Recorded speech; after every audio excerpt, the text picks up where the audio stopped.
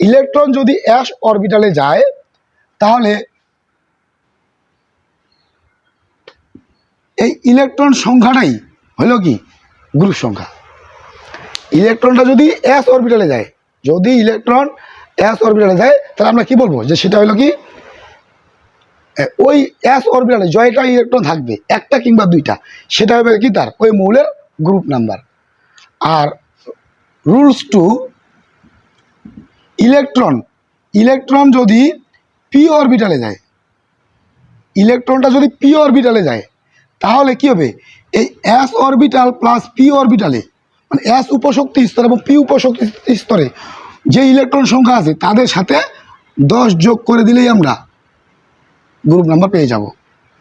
আবার ইলেকট্রন যদি 3 অরবিটালে ও ডি অরবিটালে যে ইলেকট্রন সংখ্যা সেটা যদি আমরা যোগ করে দিলেই আমরা কী পাবো গ্রুপ নাম্বার পেয়ে যাব। তাহলে এখানে কী বসতেছে গ্রুপ, আমরা কী পাবো গ্রুপ নাম্বার পাবো।